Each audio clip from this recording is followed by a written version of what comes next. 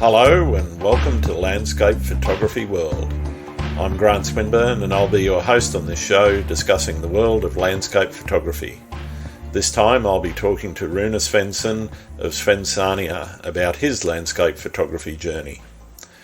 Based in Sydney but originally from Norway, Rune is one of the many talented photographers in the Sydney landscape scene at the moment and does a great job of bringing his unique perspectives on his shots of the iconic Sydney locations. We'll learn more about how he's evolved his style and what's behind his creative drive. He's also into music, and we talk a bit about some new projects he's working on to combine his two passions. I hope you enjoy the show. Hi Rune, welcome to the podcast. How are you doing? Very good, thank you. Thanks for having me. Appreciate being invited to come along. Absolute pleasure. When were you out shooting last? Well, obviously before the pandemic. Let me think. Well, I was out shooting the supermoon or the full moon back in late May. Yep. But I think I had one other outing after that.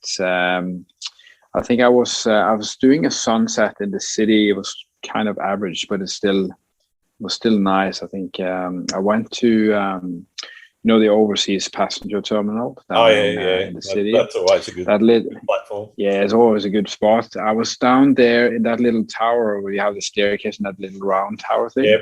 Yep. I was up there all by myself. Beautiful evening. It wasn't a banger or anything like that, but it was still nice to be out and shoot. Yeah. And that was quite early in June, I think. Okay. I think that was my latest, to be honest. So yeah, it's been a long while. Yeah, my last one was I think mid-June or probably mid-June at the latest. Yeah, I think that was the one that I was over at Taronga Zoo Wharf. Shooting along across the that comp where you line up the lighthouse and the opera house and Barangaroo and everything. Yeah, exactly. That's a beautiful. I've never actually shot from there, but I've shot from Cremorne a few times, and Bradley's Head and these sort of things. But I've thought about going from Taronga Zoo myself. I'll go there because we have the zoo membership, so I go there during the daytime. And then I see this beautiful vantage point. So I've been thinking to coming back there and shooting for sunset. Yeah, there's a couple of shots from up inside the zoo too that I've seen. There's a really good framing that I've seen. I've never actually shot it myself, but I've seen it where you get all these trees sort of framing the city across the harbour. I'm not exactly sure where in the zoo that it is though, but I've seen a few people post that one, and it's a nice spot if you can get there around sunset. I know that you can do sort of night passes and things like that at the zoo, which probably worth doing for that. Yeah, definitely. I think I've taken that shot. If you walk down the zoo left hand side, you sort of find your way through there. There's a little spot that's like a super good vantage point that you see all the elements in the harbor. I've taken one of those shots, I think, a little while ago. It's a beautiful spot, but never during sunset, always during the daytime. But even you see a lot of daytime shots. Yeah. Definitely. I mean, it's beautiful. Even during midday there, you can shoot because you get some strong colors and beautiful stuff. Awesome. You get the blues of the sky and the water and everything. Yeah. That's it. So how did you get started? What's your earliest photography memory? What got you into it? Oh yeah. Well, I guess my earliest photography memory is probably like there was always my parents or probably my dad. He always took photos of our family and me and my siblings when we were kids. And we had one of those.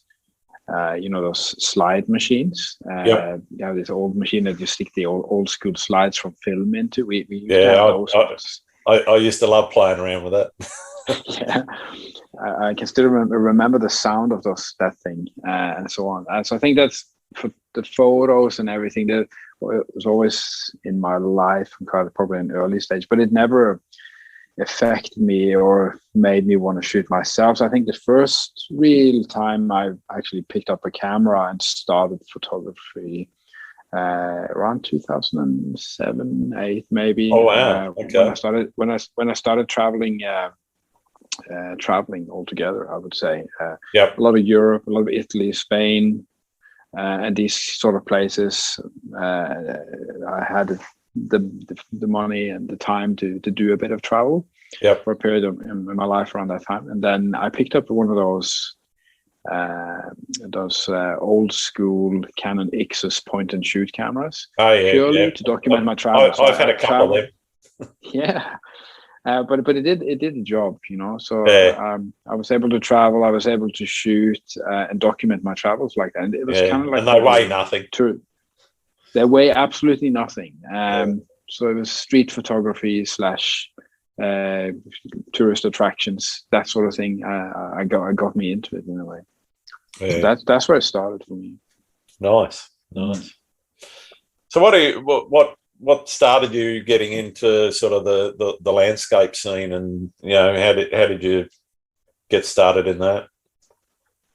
Yeah, I think that probably takes me to Sydney. So I've been in Australia 8 years, and when I arrived in Sydney, I came here and I had a DSLR at the time.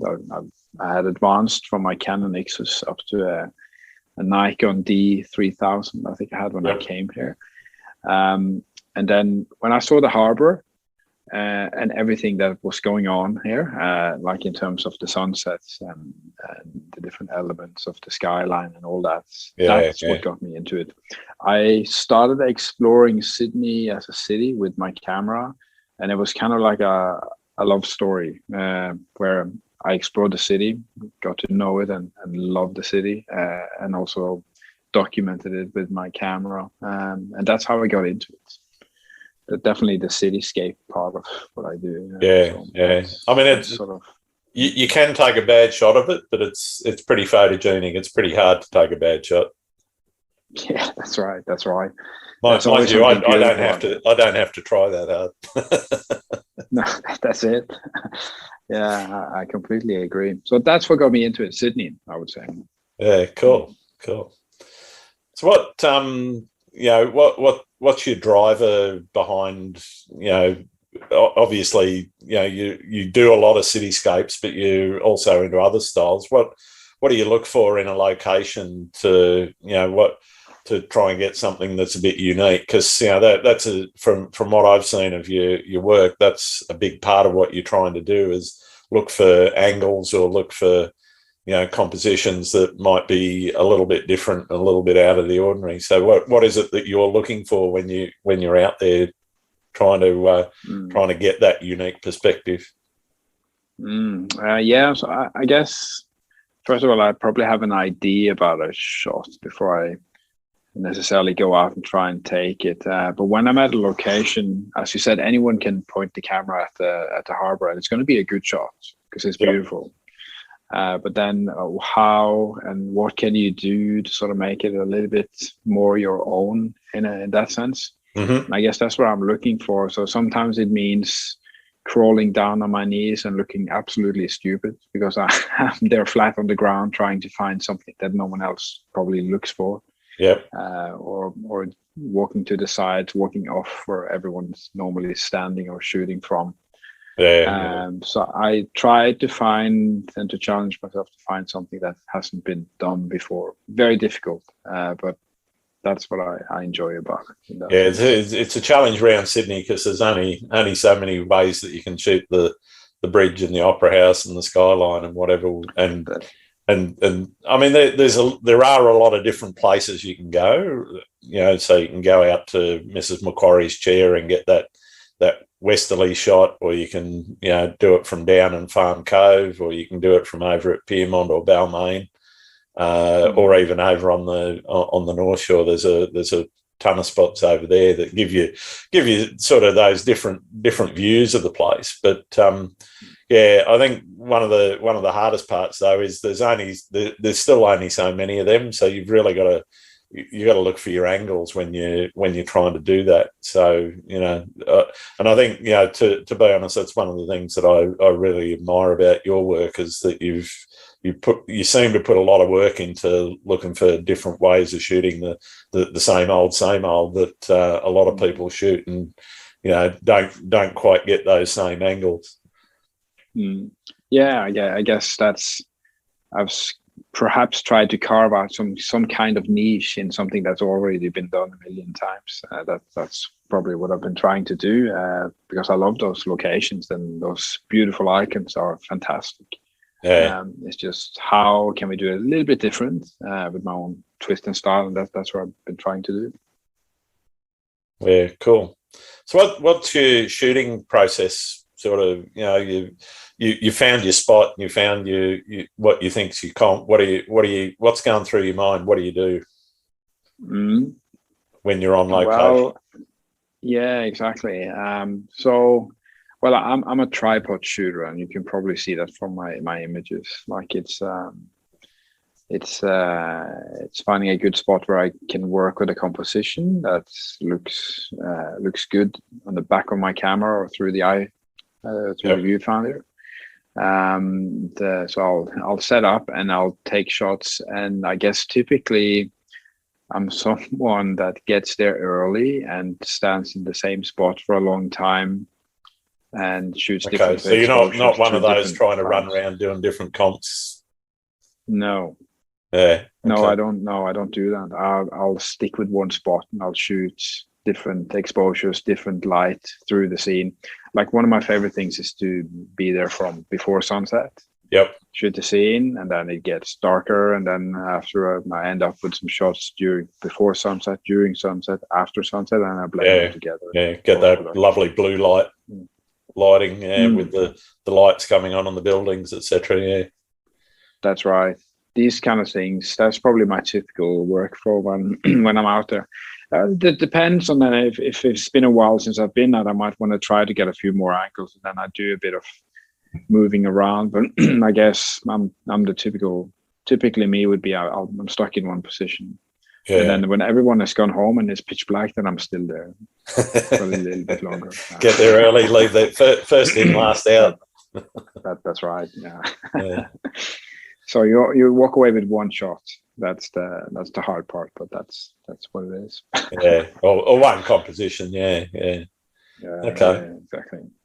So when you get them home and you've got your one shot, what are you doing to make it look good? To give it the best you can. Are you doing a lot of blending, or are you doing with bracketed shots, or are you? What sort of process are you trying to do it all in camera? What sort of processing do you do? Yeah, I probably do most composites. I don't. Sometimes I do in camera one shot. It can happen, but I enjoy that thing when I'm also, from the moment when I'm out there shooting, I also think about, okay, what can I do here to shoot the scene in different exposures. So I deliberately do that because I know that I want to blend them together at a later stage. Yeah. So It's probably a bit of that, but I guess from a workflow point of view, it starts in Lightroom, like I guess for everyone else, where I do lights, colors, tweaks, that sort of thing. And I normally find a couple of shots from my roll that I like and I can see working well together, and then they go into Photoshop, and then I continue there, and then maybe I bring them back into Lightroom for one final boost of color tweaks on the global level for the full image. Cool. So it's a bit like that. Yeah. Okay. So what without giving away your secret spots, do you have a favorite spot to shoot? Yeah, but I love the harbor, and I love the icons, and you can see that from my feed as well. If I'm going to choose one spot, it's the spot you already mentioned, the Mrs. Macquarie's chair. It's hard to go beyond that if you want a classic, like the bridge. Yeah, gives you the opera house and the bridge, and you can swing around and get the city lights and everything as well. Yeah. If I was going to choose another spot that's not accessible, I was lucky to be on an organized shoot on top of the Shangri-La Hotel a while ago. And that sort of thing, then you walk away with many shots you can use. You can get a lot out of, because that's incredible. Places like that, just fantastic. Yeah, you don't get many opportunities to get up there, up on the roof anyway. No. Well, you can always, spend a few $100s a night to take a room, but yeah, you can do that, but it's just behind the glass. It's not the same. Yeah. You gotta make sure that the window cleaners have done their job if you're going to do that.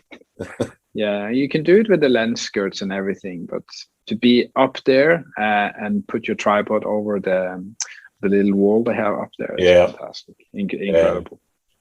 So that's an awesome spot, but it's not accessible. Every day. Yeah, it's not an everyday shoot, that one.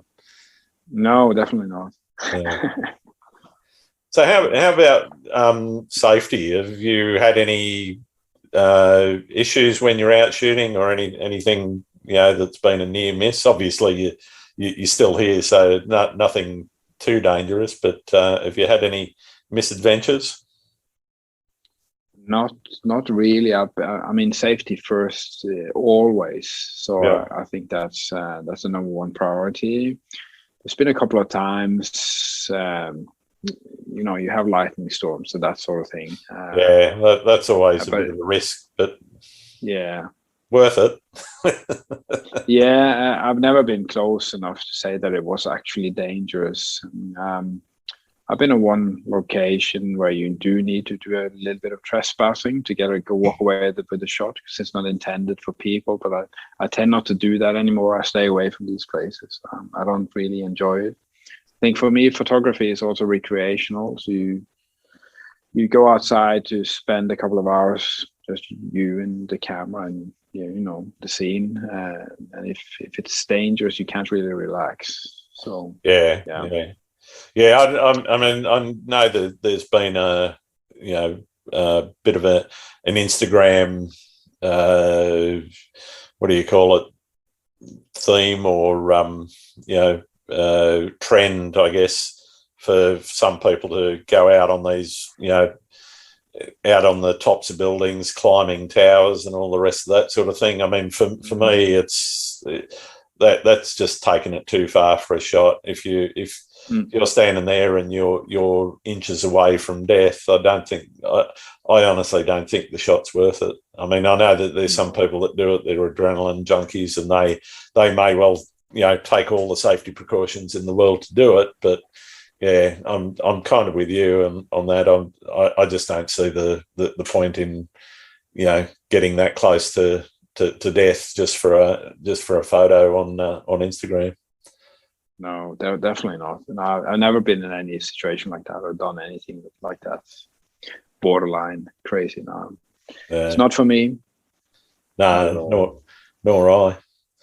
One of the things I did want to talk to you about was your music, because that's something that I think a lot of people that follow you on Instagram or know your photography probably don't know that much about. I know you've dropped a new track recently on Spotify. So tell us a bit how you got into that and what. Yeah, sure. Thanks for asking that question. It's probably something that's not that many people who knew about myself from the beginning and so on, because they know me as a photographer and for my photography. But for me, that's probably how my first sort of flirt with something that was creative, you could say. Back in the day, you had where I grew up at a time where before the internet, and then we had computers at home. That was the Commodore 64 or the Amiga for people who are older. I remember those. Like that.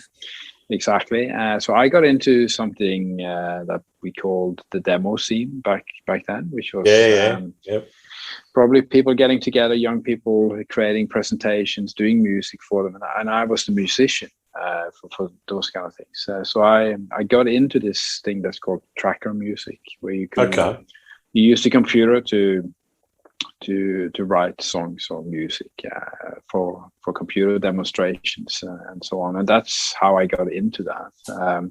Cool. Later on, I was in a couple of different bands with some of my mates, I was probably part of house music, techno, you could say, the scene that went on in my hometown on the west coast in Norway. So I was part of that, but then it sort of like faded away. You get a job, you move on with other things and that sort of thing.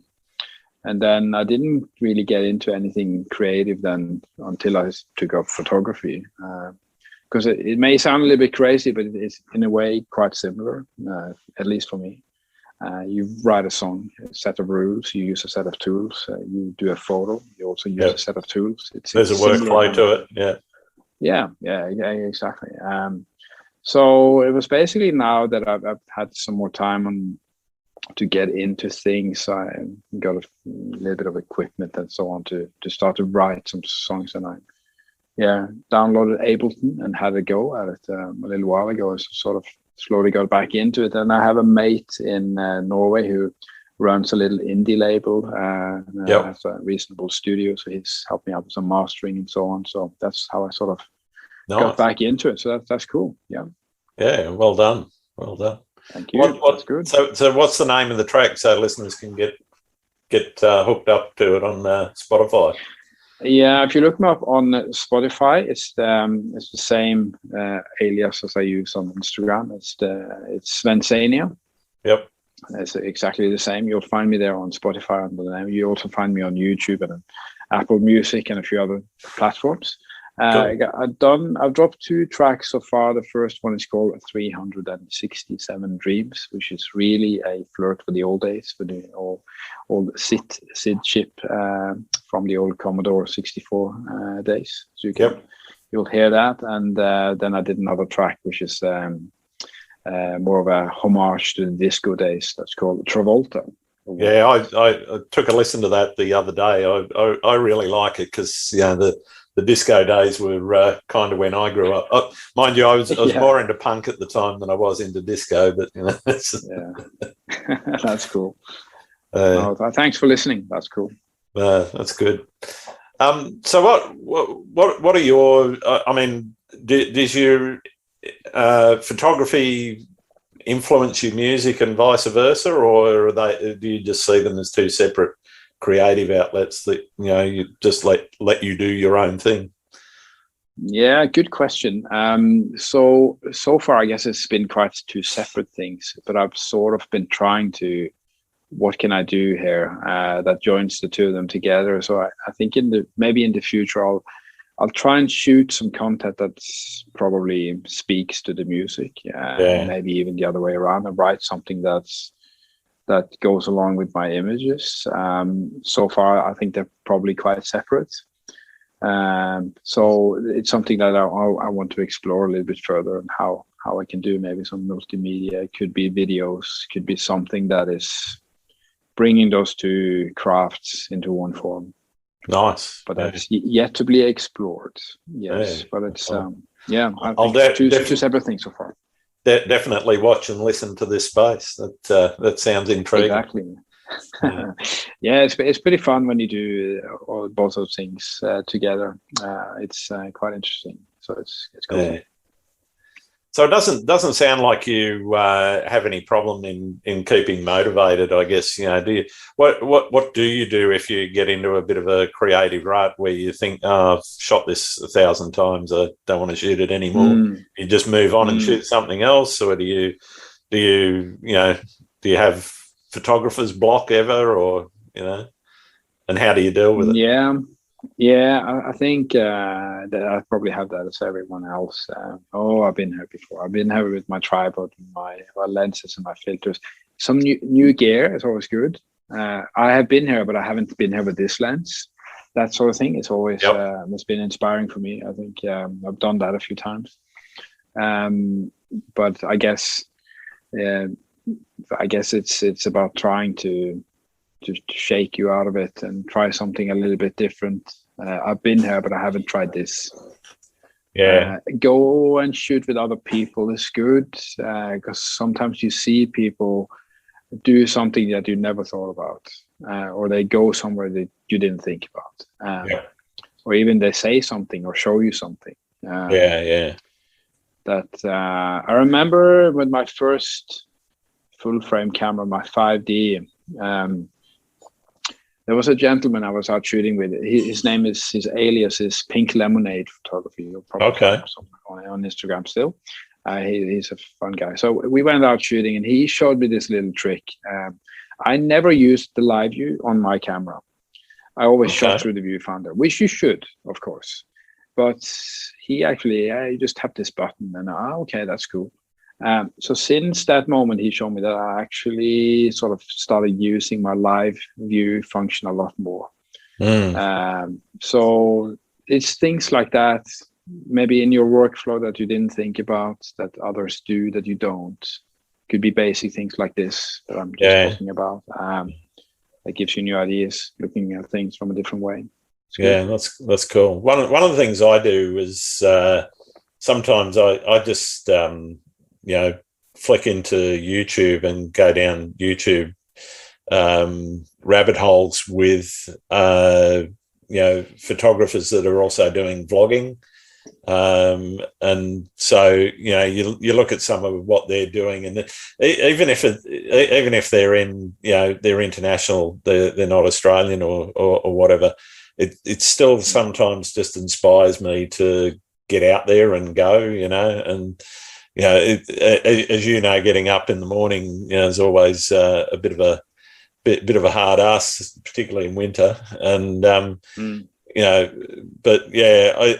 it's one thing that always sort of clears the cobwebs for me is watching somebody else do something, and just trying to learn a little bit out of it. And I say, all right, I'm going to go and try that. They might be doing a technique I haven't tried, and I'll say, all right, well, I'm going to go and try that. Where can I try that? And, depending on what it is, whether it's a new way of doing flow or a new way of, doing, either a longer or a shorter exposure, and I went out with a friend of mine, actually, Gary Graham from GSG Images. He took me out to Eastern Creek because he's tied up with Audi, and it was really different, totally different shooting style. Shooting race cars and motor racing, and just trying to get. And working with Gary because he was so experienced at it, just working with him to get some pointers on how to focus, where to focus on the car, how to set the camera settings up so that you got a bit of spinning wheel, but you still got the sharpness with the car. So you had to flick into auto ISO, for example, so that you didn't worry about that, and then you're just focusing on your aperture and your shutter speed. So just doing something different always sort of gets me out of those sorts of ruts. And I think it's really important to just go and try and do different things. Definitely, yeah. But that's the fun thing about photography as well, because there's so many genres and things you can sort of seek out and try and experience in a different way. Absolutely. Landscape, cityscape is one thing, but like you said, shooting motorsports, it's a completely different ball game.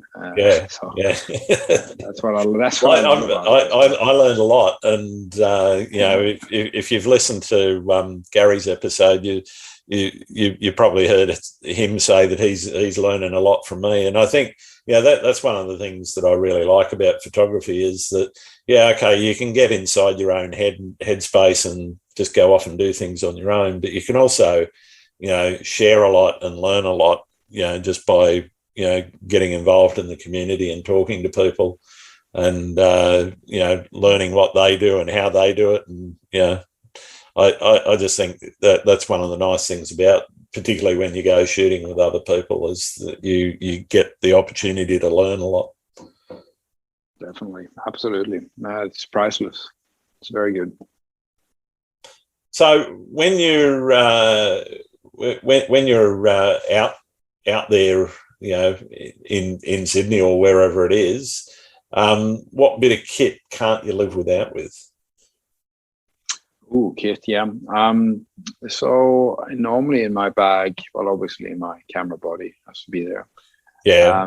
But I guess you're talking more about lenses and these Oh, sort of things now, any right? bit of kit. It could be a filter, could be the tripod, could be, you know, the 2x extender. What is it that you've got to have?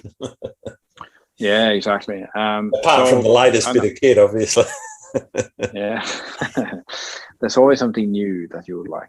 Absolutely. But I never leave home without the my Nisi kit, which is fantastic. Especially, I'll say, the polarizer. I don't shoot without that. Okay. Even what sort of even for things like when you're in the city or you're shooting a part of a building. That thing always does something for me. For instance, if you there's these shots that we can take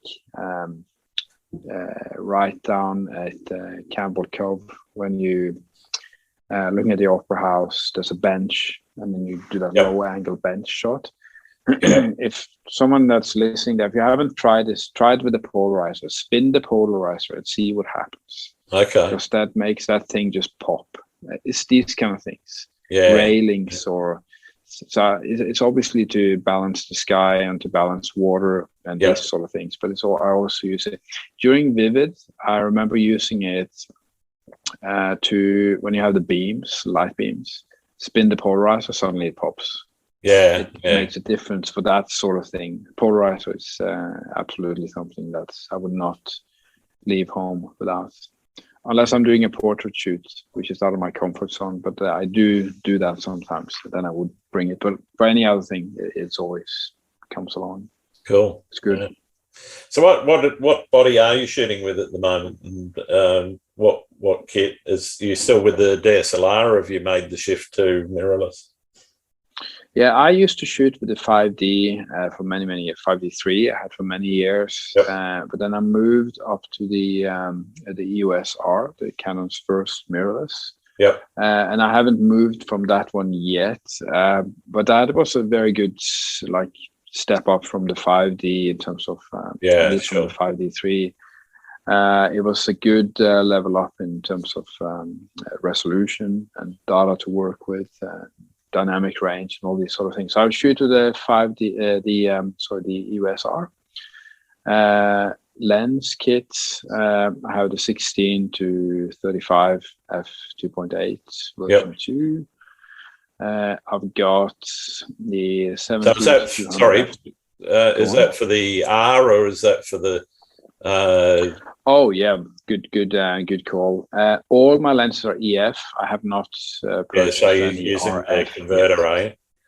I used a converter, but that is very, very good. You don't compared to how those lenses performed on my 5D. You don't see a difference. They are even probably faster, and the focus is fantastic. So that doesn't make any difference to the focal length at all, because you're adding no.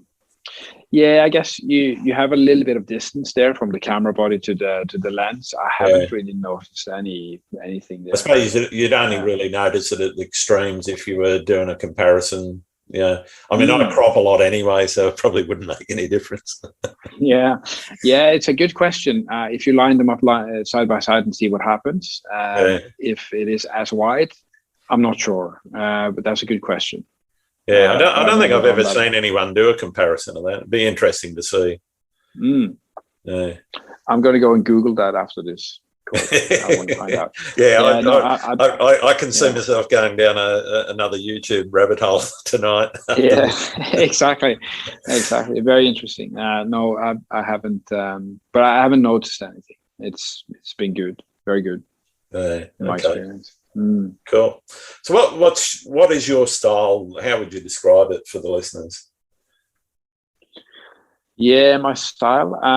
So I guess you've sort of touched a little bit onto it. I shoot classics with probably attempting to do a little bit with my own view and twist and style and so on. With sort of an original look to it, I hope to achieve. So I think that's probably one part of it. Probably quite colorful. I do like color in that way as well. I guess probably, I'd say probably a little bit unpredictable in that sense. I try to do my own thing, but I do shoot classics. That's what I do. Cool. So whose work is sort of, catching your eye at the moment? I know there's a bunch of people out there that I think have really come along and come a long way since I sort of started up on Instagram a few years ago. But who's sort of out there that you're seeing that you're really enjoying their work? I guess there's a few different people, but I can't go by Iso or Chungi, if you know his work. Yeah. He is probably like somewhat of a next level sort of thing, and the dedication. Yep. Like I go out there and I stay from before sunset until it gets dark, but this person, he goes out there and stays all night. Yeah, he's there from next level dedication. From dusk till dawn. Yeah. From dusk till dawn. That's right. That's very good results. Super high quality work. So I really enjoy looking at his. Yeah, same here. He's got some magnificent shots. Yeah, and then works like yourself and other shooters in Sydney that does coastal work. Flow work is always good to look at. It's nice to see that Nicky Bings is always out there. Yeah, regardless. Yeah. I enjoy that sort of determination as well. It's good. Hi, Nicky. It's very enjoyable to see that work. As always. Yeah, no, she does some great work. Yep. Yeah, and indeed, from the local Sydney shooters as such. Yeah, I think many people in Sydney also inspire me with what they do and so on. Cool. Okay. So what when you're not making music, what are you doing? Or when you're not shooting and when you're not making music, what's in Rune's world? Well, I have a day job, so of course that takes a lot of time. Outside of that, I'm a dad to a 3-year-old. That keeps me very busy. It means that I can't just go out and shoot when I want, but I need to be more planned ahead and so on. But I'm a dad and I'm a family man. So I've got a wife, of course. So the family takes a lot of my time. They take up a bit of time. Yeah. Yeah. I try to bring my wife with me on as many shooting trips as I can, particularly when I do waterfalls and that sort of thing, because she loves bushwalking. But can't always convince her to get out of bed at 3:00 in the morning in winter. No, exactly. No, that's the thing. So it's family, that sort of thing takes most of my time. Yeah, cool. All right, I've got one more question for you, and for me, it's probably the most important. Pineapple on pizza. I don't mind that. The Hawaiian style. I don't mind that. I think that's quite good. But I do like other things on my pizza as well. Yeah, same here. I'm a bit of a pizza with the lot, and I don't mind the anchovies and olives. I know there's a lot of people that are anti-anchovy, but I don't mind them. Yeah, that's probably one thing. That's the Napolitano style. That's probably not my favorite. Yeah, I'd go with the pineapple ham before that. But, there you go. Absolutely. All right. Well, thanks very much for taking the time to talk with us tonight, Rune. I've certainly enjoyed catching up with you, and it's really interesting to get in depth a little bit about some of your your ways of working, etc. So where can people find your work other than Instagram on Svensdania? You can find my website as well. That's just svensdania.com, exactly the same. Just mainly there, I'd say, for photography. I haven't really indulged in any other platforms as such. You can find my work there. You can find my music on Spotify, also on Svensdania, and a few other platforms. So Cool. really, if you Google Svensdania, you'll find me, I'd say. Fair enough. Yeah, it's a fairly unique handle, I reckon. Hopefully, yeah. All right, mate. Thank you so much for taking the time, and I hope to talk to you again soon and see you out and about. Absolutely. It's been a pleasure. Thank you so much. No worries. Thanks, mate. Thanks again for listening to Landscape Photography World. I hope you enjoyed the show, and keep listening, because I'll be joined with some great guests in upcoming episodes. You can find my work in this podcast at grantswinburnephotography.com. I'm also on Instagram, Twitter, and Facebook. I'm Grant Swinburne, and hope to see you out shooting soon.